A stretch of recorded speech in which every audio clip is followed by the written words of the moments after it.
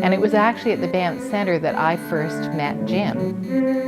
He had come out to the inaugural event to start the Canadian Arts Summit.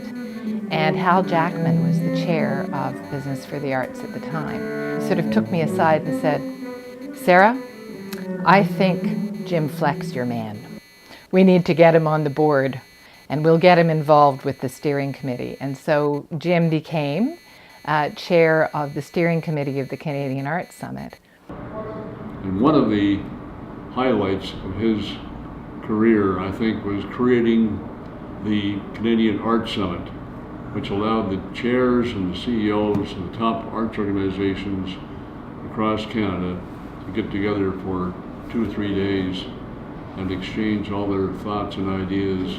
For him, it's not something that comes after everything. It's a dimension of the human experience, of our journey on this planet.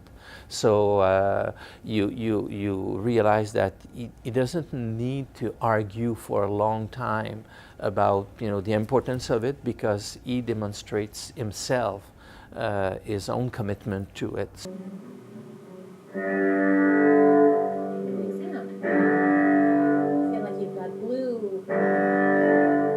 So you just feel the rhythm of that.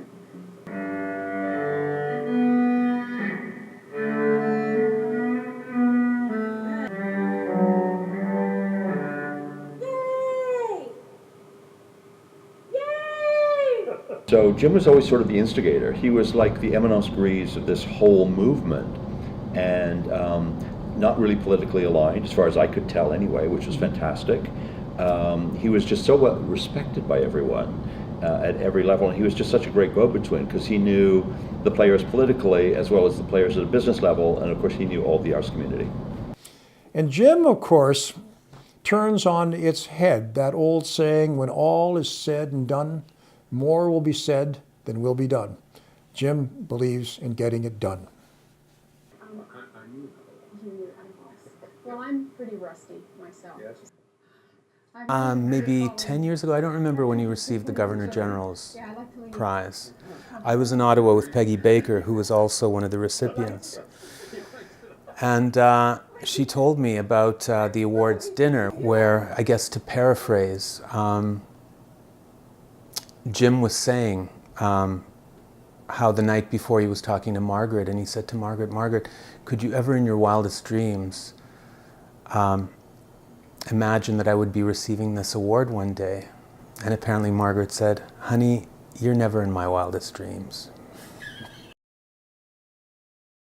Somebody that I love getting phone calls like, "Gaetan, I'm at Harbourfront Centre. I'm coming over. I have these 2 people. Can you meet us?" And then I always say yes, because I'm like, yes, of course, I'll drop everything and speak to you. And at the same time, he's the type of person that when he would know that I'm going through a difficult period, he would just basically phone me and say, I know it's being tough, but Margaret and I are here for you. Here are all my cell phone numbers. Call at any time. Thank you, Jim, for being all in. You haven't been on the AGO's board just for 1 year, you've been on the board for 25 years. When you and Margaret gave the AGO Warhols, you didn't just give us 1 Warhol, you gave us 10 Warhols. When you call us, Jim, you don't just call once, you call all the time. Thank you for being yourself and making Toronto an even better place to live. You bring people along with you. They know it's not just about the dollars. It's about the love of the art.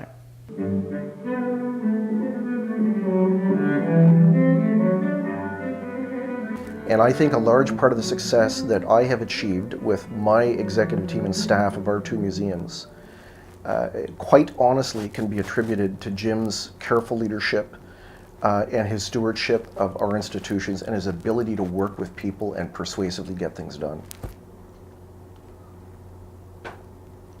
We should kill him right now. It's not going to get any better, is it? No.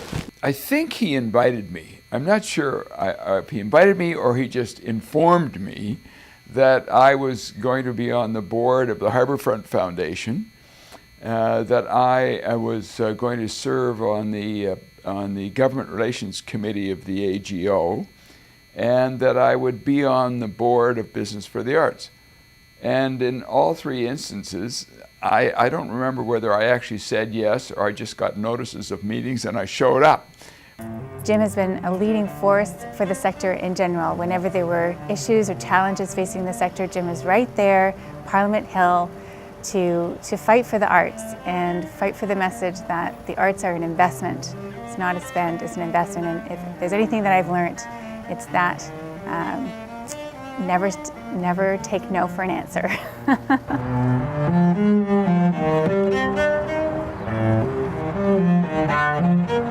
I treasure the times we have spent together with you, with Margaret, with your family, and I just want to be one of the people that is joining together today to celebrate you and to say how much we love you and how much we appreciate everything that you continuously do, because that's your life. As I frequently say to my wife, I want to be Jim Fleck when I grow up.